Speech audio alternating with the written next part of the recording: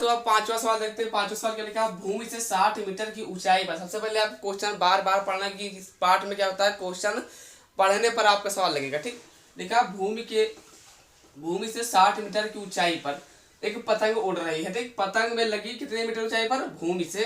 अच्छा नंबर मिलेगा। ठीक, इसमें क्वेश्चन पढ़ोगे तभी समझ में आएगा। इस पार्ट में इसी खूबी है, क्वेश्चन से ही चित्र बनता है।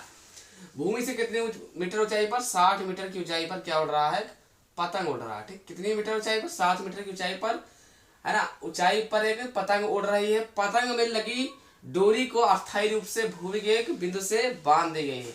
कहां पर, जो एक पतंग मान लिया यहाँ पर उड़ रही है। ठीक, ऐसे देख लीजिए, है ना, इसको क्या कहते हैं, डोरी को अस्थायी रूप से कहां पर, भूमि के एक बिंदु पर बांध दी गई। क्या लिखेंगे, ए बी सी। ठीक, ये कोई है पतंग समझ लीजिए। ठीक, जो भी क्या है, पतंग है। फिर देखिए, भूमि से 60 मीटर की ऊंचाई पर एक पतंग उड़ रही है, ऊपर पतंग उड़ रही है। पतंग में लगी डोरी को अस्थायी रूप से एक बिंदु में यहाँ पर क्या किया है, बांध दिया गया। ठीक, अब भूमि के साथ झुकाव कितना अंश का देगा, ये देखिए, झुकाव देगा 60 अंश का झुकाव है।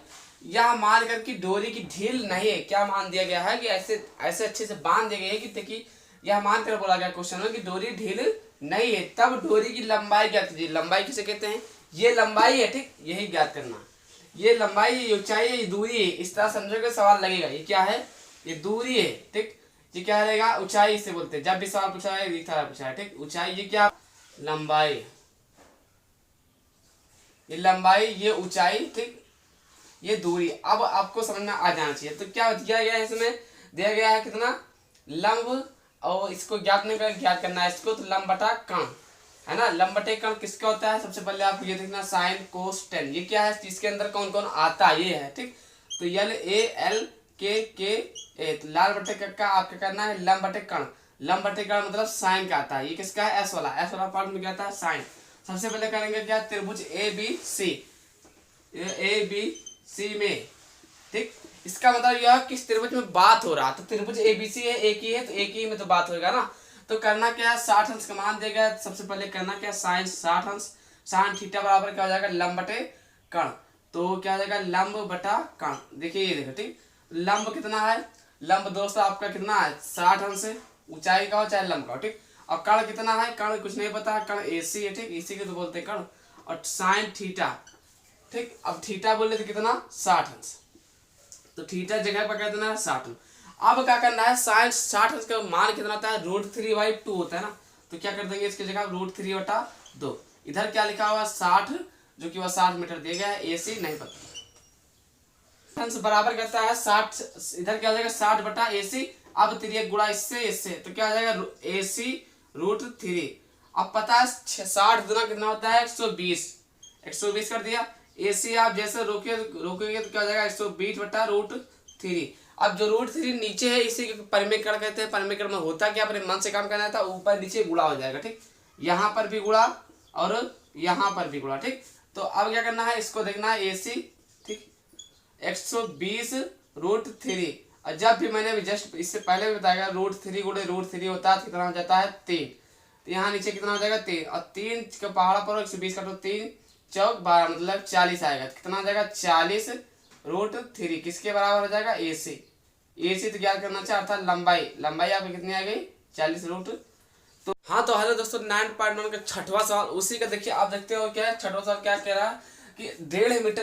दोस्तों, इसमें क्या है, इस पार्ट में मैं बार बार बता रहा हूँ आपको, सबसे पहले चित्र से पहले बनाने से पहले, अगर इसमें आपका फिगर बन गया तो समझो आपका सवाल लग चुका, खत्म हो चुका है इसमें। ठीक, बट उससे पहले करना क्या है, आप क्वेश्चन पढ़ना, क्वेश्चन पढ़ ले अगर अच्छे से, तो आपका चित्र बन जाएगा। इसलिए कहता हूँ, क्वेश्चन को अगर आप सही पढ़ते हैं तभी आपका आंसर आएगा, और चित्र बनेगा। चित्र जब बन जाएगा तो आंसर आपका रियलिटी निकलेगा। तो देखते हैं ये क्वेश्चन की ओर।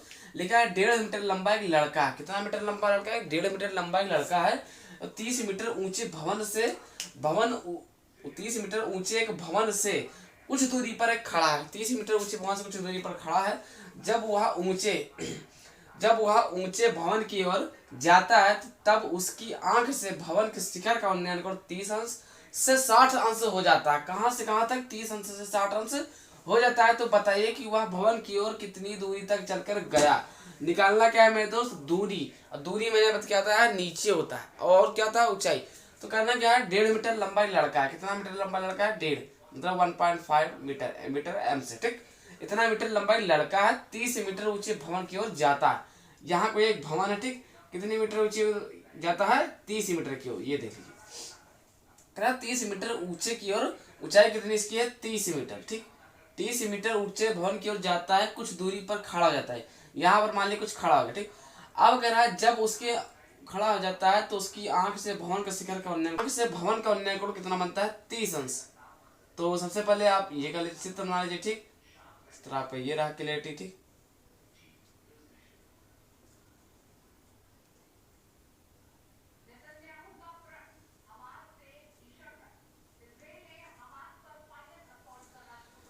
ठीक, तो अब क्या कर रहा है कि अब देखिए क्या हो जाएगा, यहाँ से आपका कितने अंश कह रहा है कि उन्नयन कोण 30 अंश का बनाता है, तो कितने अंश का हो जाएगा दोस्त, ये 30 अंश का हो जाएगा। इसके बाद कह रहा है कि 30 अंश से 60 अंश हो जाता है, कितने पर, कुछ दूरी चलकर, यहाँ से चलकर कुछ दूरी तक यहाँ पर आया है ना, कितने अंश का बन जाता है, 60 अंश का, ठीक।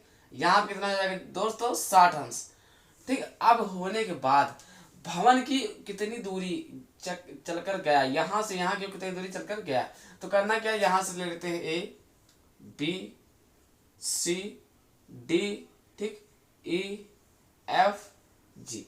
हाँ जी, तो तुमने सब देख लिया, आपके सामने सब कुछ हो चुका है, ठीक। 30 अंश 60 अंश चित्र वगैरह सब बन गया है। 30 मीटर ऊंचे भवन की ओर क्या कितनी दूरी तक चलकर गया, दूरी निकालनी है आपकी, मतलब ये है ना।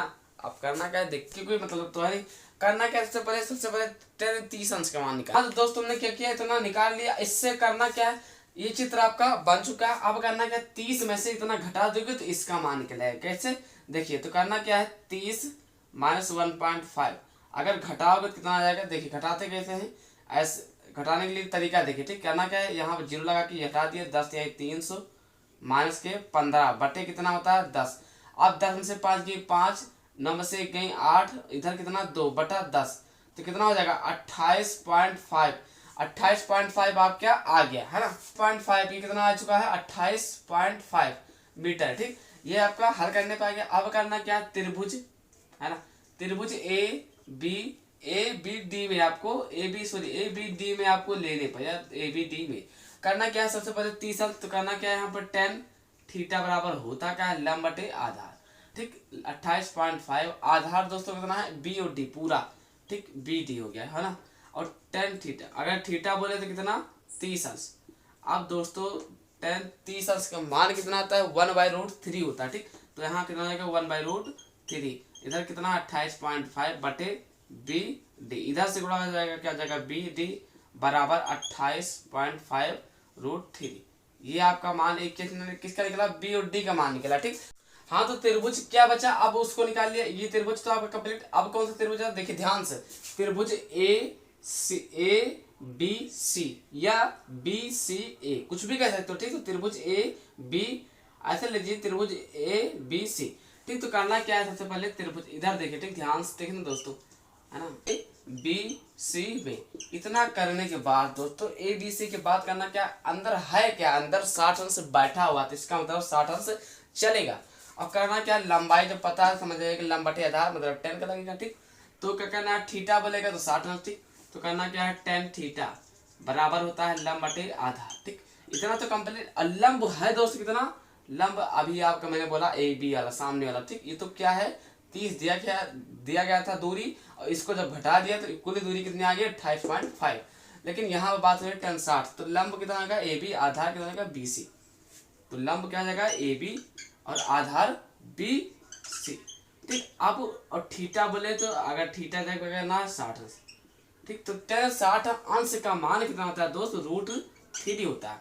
अब ए बी का मान अगर बोले तो कितना हो जाएगा, 28.5, और बी सी आपको नहीं पता, तो बी सी क्या करना, वैसे रख देना, जब नहीं पता तो नहीं पता, इससे गुणा हो जाएगा तो √3 हो जाएगा, बी और सी हो जाएगा, इधर क्या हो जाएगा 28.5, ठीक। अब क्या करता है दोस्तों, बी सी रोक लिया तो 28.5 डिवाइड बाय कितना हो जाएगा, √3, ठीक। ये क्या हो जाएगा, अब इतना आने के बाद अब क्या ना देखते हैं, ठीक। ये आया। अब क्या करना है दोस्तों, हाँ तो करना क्या है, डी बी पूरा मान निकालना है, तो क्या हो जाएगा, डी बी बराबर कितना हो जाएगा, D C plus B C, D C plus B C. ठीक दोस्तों, तो डी बी का मान कितना है आपको पता होगा, डी बी का मान अभी जस्ट निकाला क्या है 28.5 √3। ठीक, और डी सी का मान कितना है, चाहे डी सी नहीं पता दोस्तों। ठीक, तो बी सी का मान कितना है 28.5, जो कि आप सामने देख रहे हैं व्हाइट बोर्ड पे ये। ठीक, इससे करना क्या 28.5 √3, इधर प्लस किधर आ जाएगा माइनस का 28.5 √3 बराबर कितना डी सी का। अब करना क्या दोस्तों, √3 से √3 गुणा हो जाएगा, इससे जब इससे गुणा हो जाएगा तो क्या हो जाएगा 28.5 गुणित 3 माइनस के 28.5। ठीक, नीचे का हो जाएगा √3 किसके बराबर, डी और सी के। अब करना क्या दोस्तों 28.5, देखते रहिए 28.5 को 3 से गुणा, 3 पचे 15 के 5 लाई 1, 3 और 24 25 से 5 से लाई 2, 3 और 6 2 8 पॉइंट लगा तो पॉइंट लगा दे। ठीक, अब क्या लिखा है नीचे से कि 28.5, 5 से 5 की 0 और पॉइंट लगा दिया, 15 में से 8 के 7 और 25 कितना 7 से 2 गई 5। तो करना क्या दोस्तों 57/√3 किसके बराबर, डी और सी के।